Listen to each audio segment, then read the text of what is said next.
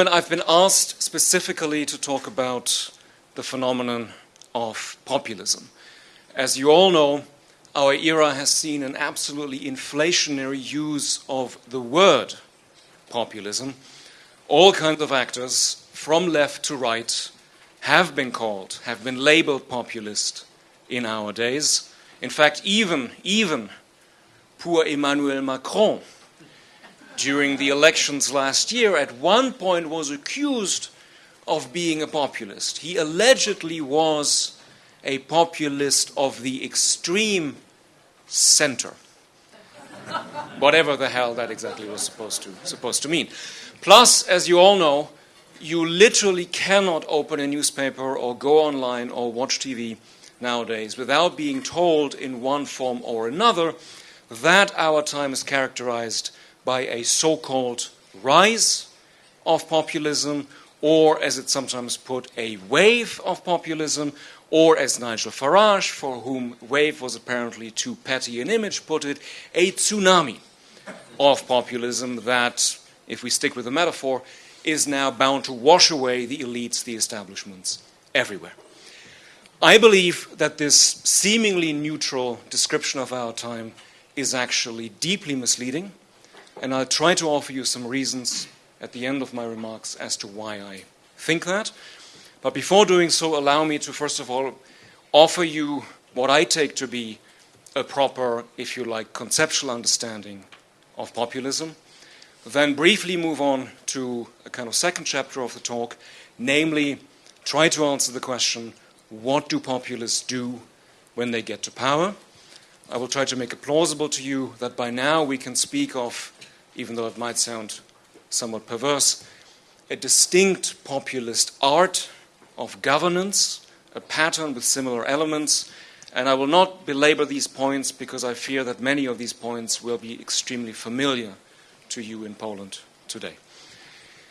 In the third part, finally, I will try to say something a little bit in response to the old question, what can be done in the face of populism?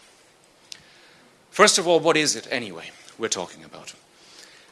Conventional wisdom of our time is, of course, that populism is about people being angry at the establishment and at the elite. Seems entirely obvious. And yet, when you think about it, it's actually a very strange thought. Up until very recently, any old civics textbook, any old democracy textbook would have told you that it's actually a sign of good civic and democratic engagement that people are critical with the powerful, be it in politics, be it in the economy, be it, God forbid, in universities and culture. And all of a sudden, at the beginning of the 21st century, we're told that anybody who is critical with elites is automatically a kind of dangerous populist. It cannot be as simple as that. It's true that when populists are in opposition, they criticize governments. But above all, and I think this is decisive, they end up saying in one form or another that they, and only they, represent what populists typically call the real people, or also the silent majority. Now, in and of itself, you might say, this isn't so bad. This is not exactly immediately the same thing as racism, or let's say some fanatical hatred of the European Union. And yet, it always comes with two, for democracy, detrimental consequences. First of all, and maybe rather obviously, populists are also then going to say that all other contenders for power are fundamentally illegitimate.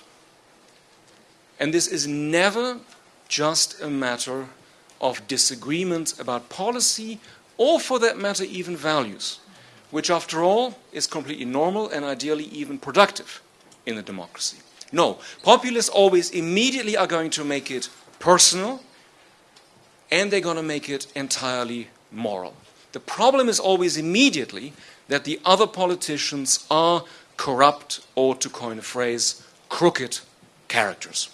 And that, for the most part, will kind of exhaust their discourse. Secondly, and less obviously, all those, if you like, among the people themselves, all those citizens who do not share the populists' ultimately symbolic construction of who the supposedly real people are, and who logically, therefore, do not support the populists politically, with all these citizens, one can basically put their membership in the people into doubt. Let me try to illustrate this maybe less obvious point with two examples. Many of you will remember the night of Brexit, at the end of which Nigel Farage went on television and said that this had been, as he put it, a victory for real people. Implying, of course, that the 48% of British citizens who wanted to stay inside the European Union, well, on some level, aren't quite real, are not properly part of the British, or maybe in the case of Farage, specifically the English people. Donald Trump, in a campaign speech in May 2016, which went virtually unnoticed given all the interesting other kinds of things he said during the campaign, went on record with the statement, I'm more or less quoting from memory, the most important thing is the unification of the people, because all the other people don't mean anything. I hope you can see where this is going. The populace decides who is part of the real people and who isn't. And whether you happen to have an American or a Polish passport, whether you happen to legally belong, is not the question. It's a question of the populists saying some people are the real people and some are not. And this is sometimes disguised by the fact that, of course, they constantly at the same time talk about unification and unity of the people. But it's always unification on their terms. And if you don't want to be unified on their terms, you're basically out. So long story short, what matters about populism, in my view, is not some kind of vague anti-elitism. All of us can criticize the powerful. Doesn't mean we are right. But this is not in and of itself a problem. The problem is anti-pluralism. It's basically the populists' tendency always to exclude others at the level of party politics, and less obviously at the level of the people themselves. Let me quickly move on to the second chapter of my remarks. What do populists do when they get to power? I think this isn't quite as prevalent as it used to be. But there's still, I think, a widespread view among, very broadly speaking, liberals that almost by definition, populists cannot really govern. Because it's then said that these are all protest movements, and by definition, once you are in power, you cannot keep protesting against yourself. Or variation of this view, they're all anti-elitist. Once you are the government, you've become the elite. You cannot, keep criticizing elites. It's impossible. It becomes a contradiction. Or, also very, beloved view among liberals, all their policy ideas are so unbelievably simplistic that on day 2 of their administration, it's going to become obvious to everybody that nothing really works in practice. The walls don't get built, the trade agreements aren't being renegotiated, nothing is really happening.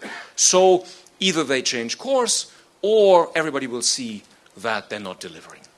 All these, broadly speaking, liberal opinions have one thing in common. They basically assume that the problem is going to solve itself in one form or another.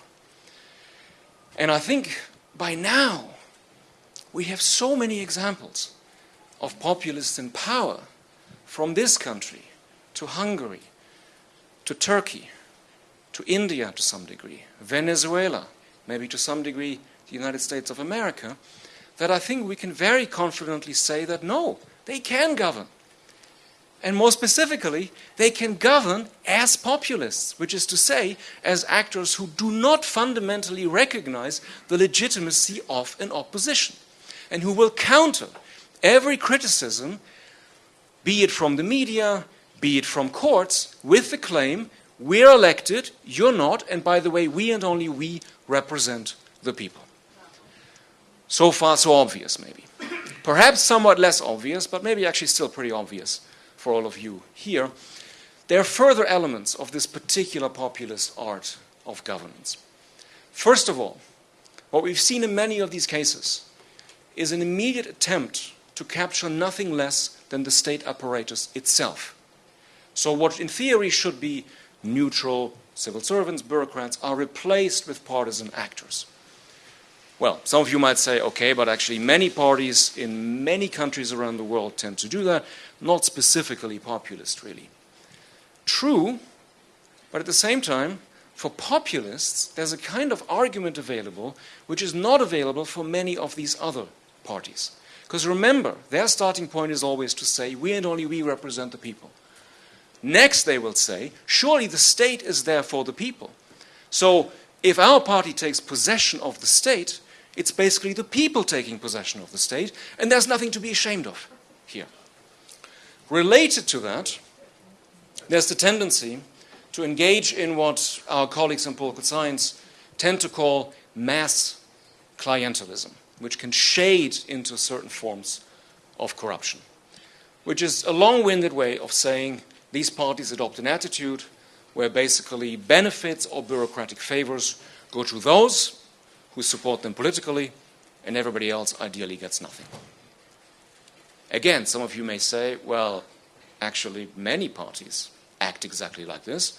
And come to think of it, in a democracy, this is not so obviously wrong that a party that is elected will then make good on its promises to do nice things for its followers. That's not automatically bad. True, but again, what's different is the specific justification which populists are going to deploy in this context. Remember that from the get-go, not all the people are really the real people. It's only just that only the real people get benefits, and that everybody else is completely excluded is not something to be ashamed of. It's how things, in a certain way, should be. I cannot prove this to you empirically, but I think this kind of element of the populist art of governance might possibly explain one thing which otherwise, at least to me, is very, very difficult to make sense of. I'm talking about the fact that, of course, populists very often start out by saying, we are the great crusaders against corruption. We're going to drain the, well, you know what. Then they get to power, and it turns out they are 10 times as corrupt as the so-called old elites.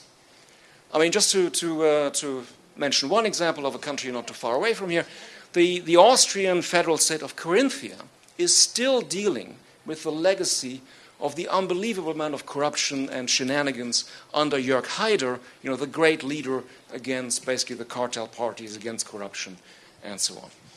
Now, the naive observer would think this must be politically fatal. I mean, if this is your claim initially, and then it's disproven so comprehensively, surely it's game over for these kinds of actors. And yet, in many cases, that has not turned out to be the case.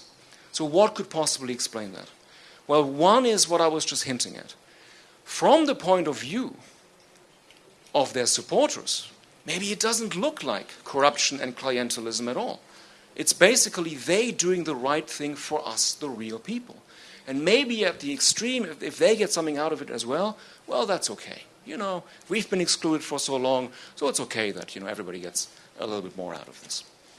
I'm not saying that empirically this can be easily proven. You might say there's an alternative explanation which is much more straightforward.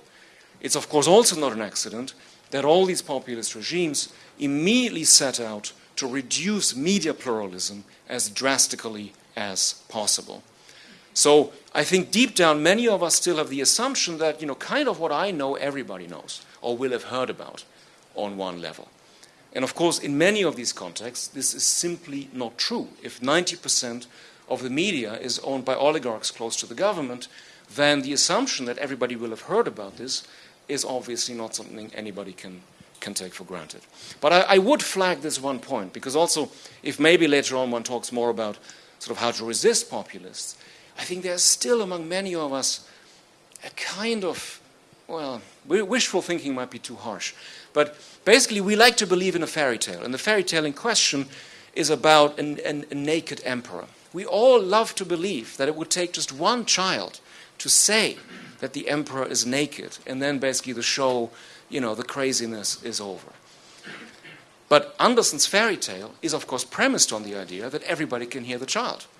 And in a world where not everybody can hear the child, that sort of fairy tale logic is not necessarily going to work anymore. Anyway, last element of this populist art of governance, which I would like to flag, is the following. Again, this will not surprise you, I think, in the least. Basically, it comes down to the notion that whenever there is any kind of protest against populist governments from within civil society, it becomes supremely important for these governments to delegitimate that protest as comprehensively as possible, morally, symbolically, whatever they can do, even under circumstances where that protest doesn't seem to really pose any danger to their power. Why? I think, again, it goes back to this claim of a moral monopoly to representation. If you say that we and only we represent the real people, by definition, it cannot be true that parts of the people are out there protesting against you. So what do you have to do? Well, you have to do, which everybody, ever since Vladimir Putin kind of pioneered this tactic, has been doing, which is to say, it only looks like civil society. Of course, it's really all organized by, paid for, well, and then, a usual line of usual suspects is trotted out, the CIA, Soros, and there are no limits to creativity here as well. If you remember the Gezi Park protests in 2013, what did the Turkish government come out with? They said, look, it's not authentic Turkish citizens out there protesting against the policy decision here. No, it's all been organized by, obviously, Lufthansa, the German airline. Why? Because they were so afraid of Turkish Airlines with the new airport having been opened up near Istanbul. This is how they did the whole thing. And then there were further quote-unquote pieces of evidence that these people had all been to the German embassy before they started the protest, and so on and so forth. So lots of stuff can be done here. No limits to creativity and originality. I'm just flagging that it's very important for these governments to basically delegitimate that protest comprehensively. At the same time, and this is maybe something we want to talk about later on in the discussion, at the same time, I think what one also has to recognize maybe more recently is that sometimes these governments have become very, very savvy at basically then also really making protest work for themselves by immediately reframing protest within a larger story of basically culture war. I would say that basically culture war is the basic business model of populists. They will try always to reduce every conflict, every cleavage to some kind of culture war. So in some instances, they've basically almost been saying, great that there's protest, because that helps us to remind our supporters who the real people actually are. Some of you may remember this observation by Stephen Bannon, which I'm not saying we should take at face value, but still, where he said, the resistance is our friend. Why? Well, I imagine that what he was thinking of was something like, it's great that thousands of bleeding heart, human rights-oriented liberals are coming to the airports in the US protesting the so-called Muslim travel bans, because then we can show the heartland, how detached these, bi-coastal elites really are. Plus, if something goes wrong, we, of course, know who to blame. Or if you think back to last year, 80,000 people on the streets of Budapest. At the time, people thought this must mean something. These were not just students of CEU when CEU looked like it was about to be closed. It was elementary school teachers. It was, all generations. People at the time felt this is a moment where something is galvanizing. Well, what did the government say? The government said, we've dragged the Soros network out into the open. We didn't quite realize it was so many, but actually that's a good thing too, because now we've also shown just how powerful the enemy is and how much they can do in terms of organizing and so on and so forth. I mean, don't get me wrong. I'm not saying, therefore don't protest or don't resist or whatever you want to, however you want to phrase it. I'm just saying that maybe sometimes I think people have put too much faith in what during the the civil rights movement in the United States was often talked about as the sheer significance of numbers. You know, the sense that, look, if 1 million people march to Washington, it must mean something. Of course it means something. But the meaning is not always going to be self-evident, and it's a battle about meanings. And these other actors, they're very savvy in terms of how they will try to capture the meaning for their own purposes. All right, something positive. I'll try my best. Especially you bring people from America. I mean, they have to say something positive, right? First of all, before getting to anything remotely concrete, I think it does matter how precisely we diagnose the issue. Allow me to say two things on this count. I at least sometimes have the impression that for all their despair, at least for some liberals, there's also been a sort of perverse moment of certainty. Because all of a sudden it's become possible again, it's become acceptable again to draw on all the old-fashioned cliches of mass psychology and basically say pretty nasty things about the people themselves, the great unwashed. Because you know what? Give them democracy and what do? They elect demagogues, they elect crazy people, and so on. Not everybody puts it quite this way, but I think it's a very strong stance to basically go back to feeling good about being a somewhat snooty liberal in a way that wasn't really acceptable just a few years ago. The problem with this thought is that it sort of automatically assumes that all voters of populist parties are themselves populists, which in my sense would mean committed anti-pluralists. And in many cases, we simply cannot know that. I'm not saying it never happens, but to basically conclude immediately, and we sort of touched on this already earlier today, such and such a percentage point of the population is basically lost for democracy because they voted for this party, I think is too quick. It's perfectly possible that somebody says, all the stuff that Marine Le Pen says about the other competitors, I don't care, but she has a fantastic agricultural policy. In this country, I don't want to belabor the point and say that, there may well be families who said, wow, I get all this extra money for my second child, my third child, and so on. It's a proposition I don't want to resist, without thereby being committed to some kind of normative form of anti-pluralism, let alone sort of having made any sort of decision to say goodbye to democracy. Which also, I think, links to the point that even though some of my colleagues disagree about this, I would say, overall, surveys do not show that faith in democracy is declining. It's also not true that young people are somehow systematically turning away from democracy. That's a big difference with previous eras in European history. And I think we're making a further mistake if we now sometimes assimilate our situation to something, again, which can give a certain level of certainty and comfort because it looks like something we already know. What I'm talking about is the tendency to assume that we're really engaged in a kind of battle of ideas. That this is a little bit like the Cold War in terms of here's a philosophy, or if you prefer ideology, here's another philosophy, and now it's sort of now we're kind of fighting it out. I think it's a very strong temptation, especially among, let's say, political theorists, intellectual historians, intellectuals more broadly, because it kind of gives us something to work with. We can work with ideas. If they put something forward, we can argue with it. We can sort of, be on a kind of playing field of intellectual combat. So therefore, I think, a distinct tendency to sometimes sort of grasp something that looks like it's an indication of what they really believe philosophically. So what I'm talking about is, for instance, people saying, oh, Putin, okay, but what's really behind it? It must be Dugin. It must be some philosophical power behind the throne. Or Stephen Bannon, you remember at one point in this strange Skype call that he had at the Vatican, dropped the name of an interwar Italian fascist thinker, Julius Evola. Now, we're blessed to live in times when we have fantastic PhDs in intellectual history who can basically write a fantastic 2,000-word essay about Evola in about, half an hour, and then half an hour later it's published in The Atlantic or some other respectable magazine. I'm not saying we shouldn't do that, but it can be very misleading, because I don't think that ultimately this is a battle of ideas or a battle of philosophies.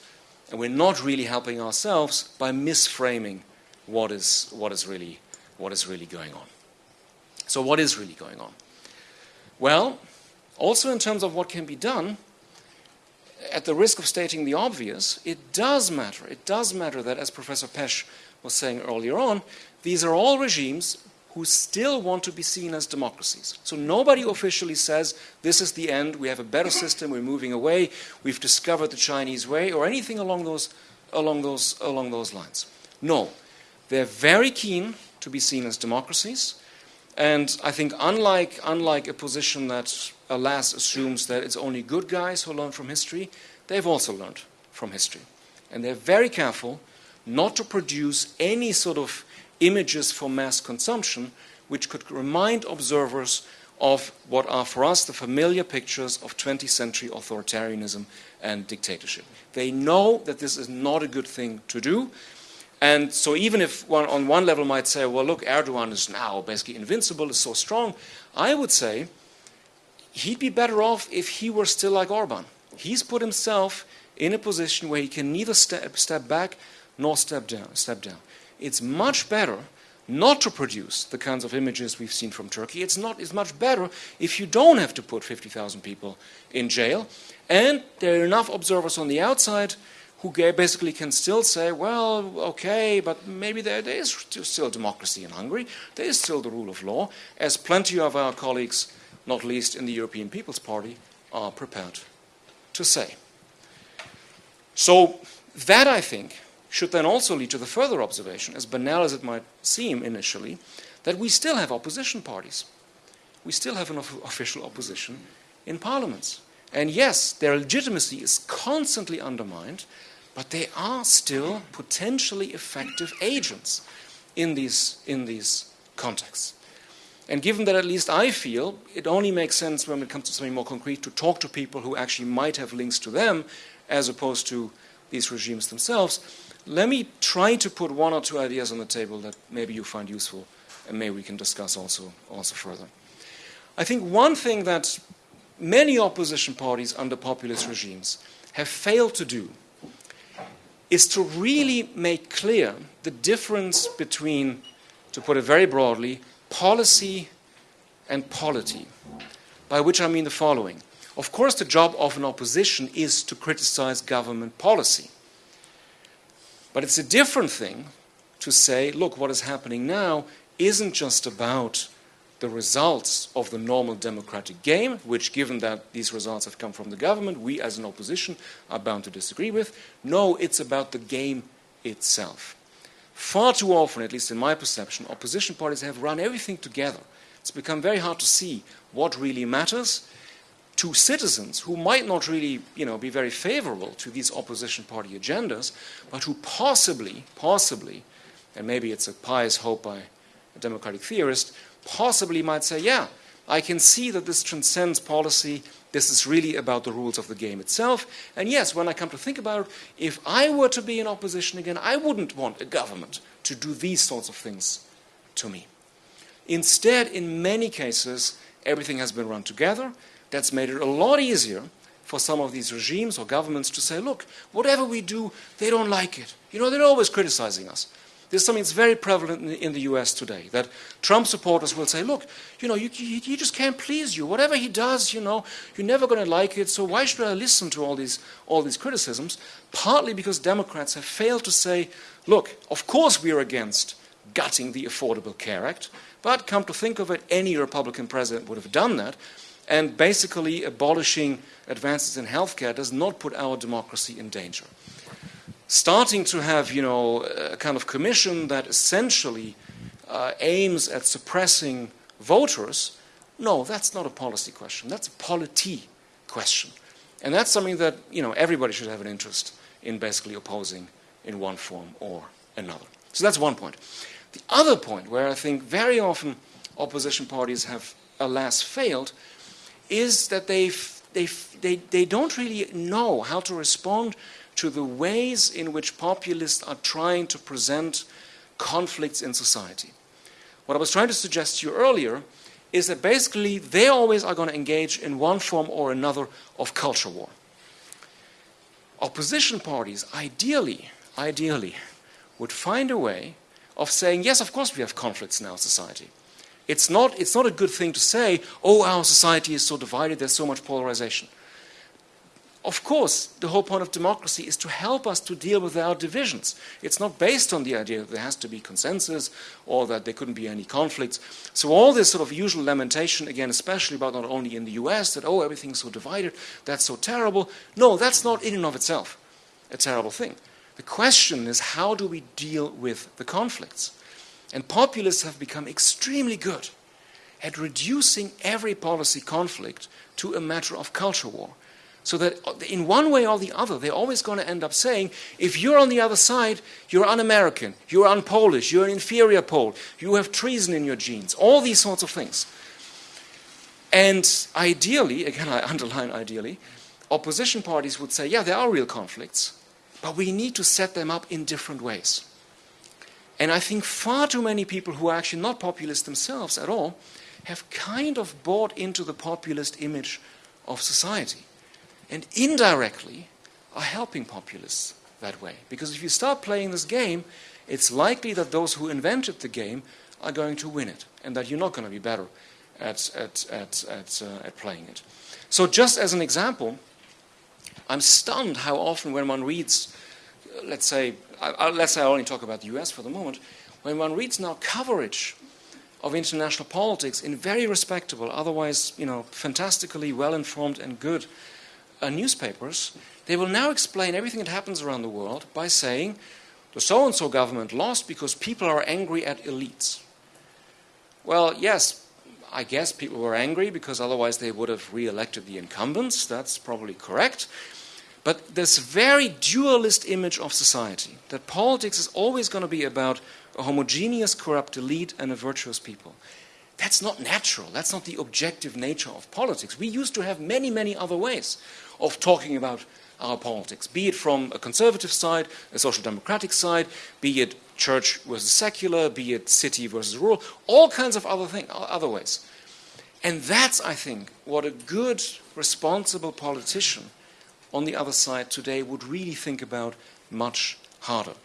I'm not asking them to be martyrs. I'm not saying you have to do something, because you only think about your political culture 200 years from now, sacrifice yourself for, some quixotic mission. No. But don't sort of automatically buy into this narrative or this image as if it were natural, because thereby you are ultimately bound to help the other side in one form or another. And if I may add one footnote to that, I think it's also been a mistake that some people on the left have said, well, look, so they're doing populism, why don't we do populism? Maybe, right-wing populism can only be defeated with left-wing populism. What's behind this, of course, is a kind of assumption that peoplehood talk in and of itself gives you something extra, makes you somehow more successful, maybe, as sometimes people put it, gives you more emotional energy. Which again, of course, is one of these doors that open up to the cliches of mass psychology. Because basically the assumption is the masses, we know what they're like, irrational, emotional, this sort of stuff, so we have to do something more emotional. People just don't listen to reasons, right? I'm very skeptical. And I'm not saying that one election disproves a theory that would be very facile, but it's at least worth thinking about one particular instance where this was really tried, very consciously. And again, I'm actually referring to the French elections last year. Remember Jean-Luc Mélenchon. In 2012, he already ran for the presidency, and he ran a very universalist campaign. He basically said things along the lines of, every person who now drowns in the Mediterranean is our concern. We are France. We are the universal nation. We care about human rights, and so on. Then he listened to his left-wing populist advisors, and in 2017, it was a very different framing. It was much more people-oriented, much more national. All of a sudden, there were French flags everywhere. I'm not saying that's prohibited or you're not allowed to do that. I'm just saying it was a kind of experiment in what happens if you do that. So what did happen? Well, at least according to some studies, about 2% of voters for the National Front went over to him. Of course, he still did extremely well, but he did extremely well because many disappointed socialists went over to him as somebody who seemed like a genuine socialist. So the notion that, okay, we're going to solve this on the left, let's say, if we add people who talk to some basic story about how the real enemy is, of course, not migrants and refugees. The real enemy is, take your pick, neoliberalism, capitalism, evil German companies, or whatever. It clearly ain't as simple. It ain't as simple as that. So, for what it's worth, I think so-called mainstream politicians should think much harder about breaking out of the kind of worldview, the kind of image of society that populists have constructed, and do something quite radically different. Last point, if I may.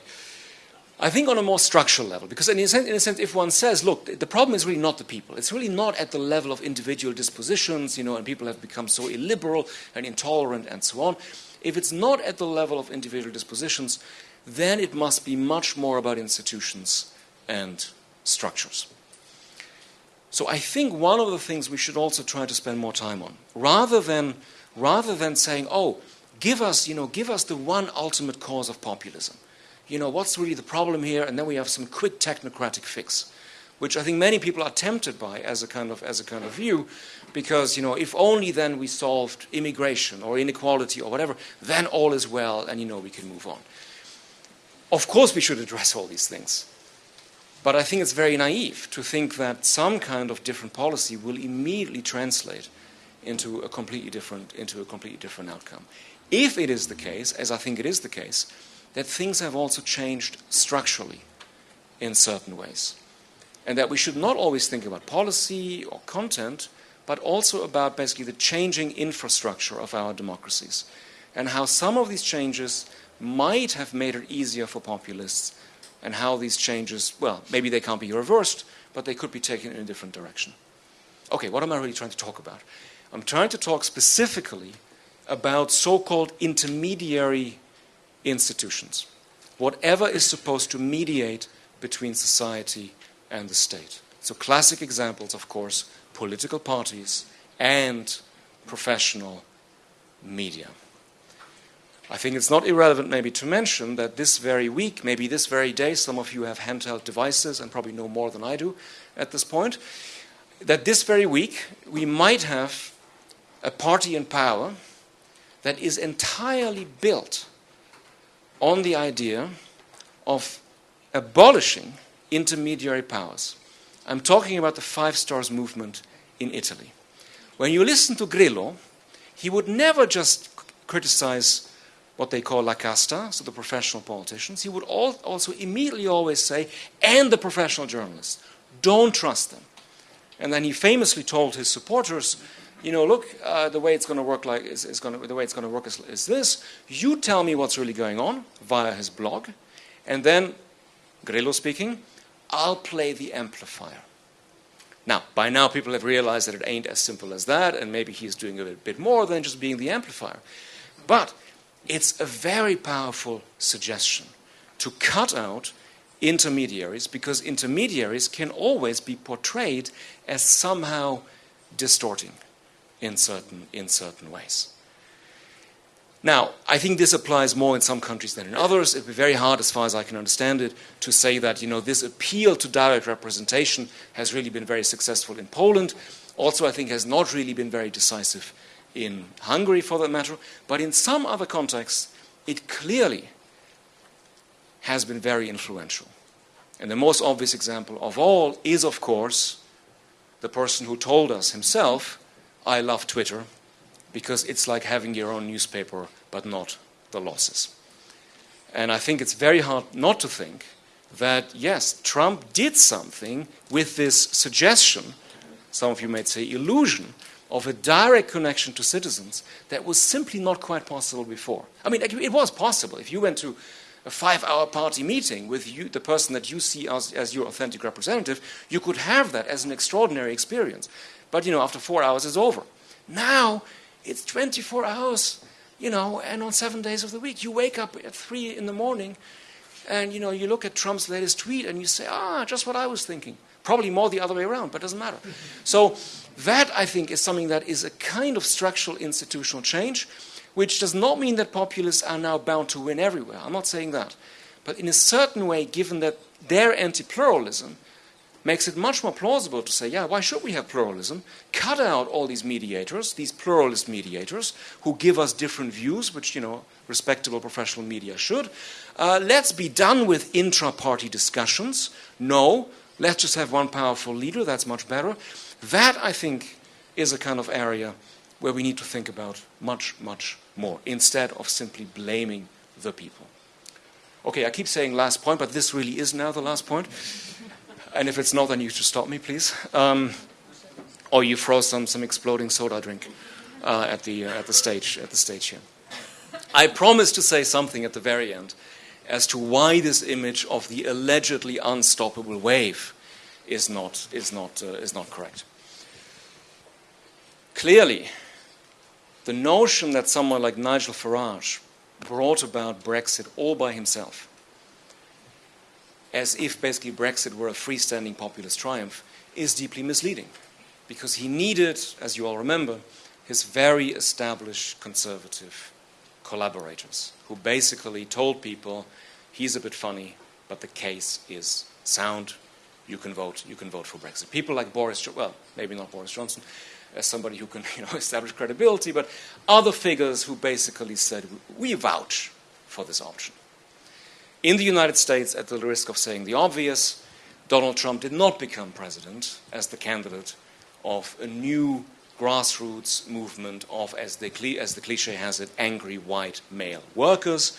No, he was the candidate of a very established party, and even though it might sound perverse, 2016 was a very normal election in that about 90% of self-identified Republicans did what people like this always do, which is simply to vote for their party. So the notion that this again was a freestanding triumph for right-wing populism is deeply misleading.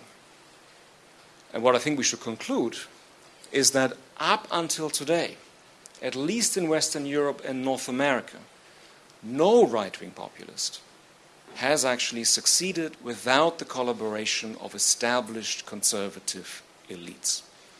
We can talk about to what degree this thought applies in Poland. We can talk about to what degree this thought applies in Hungary. In Hungary, clearly it mattered that, as we already talked about earlier today, Orban has enjoyed the support of the European People's Party, has basically taken cover behind this image of, I'm basically together with all these established, quote-unquote, normal conservatives. But I think this is an important point to remind ourselves of. The image of the unstoppable wave basically robs us of any agency, tells us, look, this is now, as Stephen Bannon put it, on his, well, I hesitate to say victory tour, but whatever he was doing when he was in Europe earlier this year, this is not a historical tide. This is not a natural phenomenon. No, it depends on decisions that people make. And in the case of right-wing populism, in every single country where established conservatives said, we are not collaborating with these actors, most recent relevant example, Austrian presidential election 2016, the populists did not win. So this is also a roundabout way of saying, to the extent that one can at all be in a position to do that, it's very important to hold these conservatives accountable and say, look, we know, we see what you're doing, we see what kind of path you're paving for these other actors. Stop playing this hypocritical game that, for instance, the EPP has been playing in terms of saying, oh, don't elect Marine Le Pen, you know, it's the end of the EU, etc. Meanwhile, supporting someone like Orban, who in certain respects is actually far worse than Le Pen when you look closely at policy and when you look at basically undermining the underlying logic of the European Union. So that wasn't very positive, but at least it was the last thing I'm going to say. Thank you.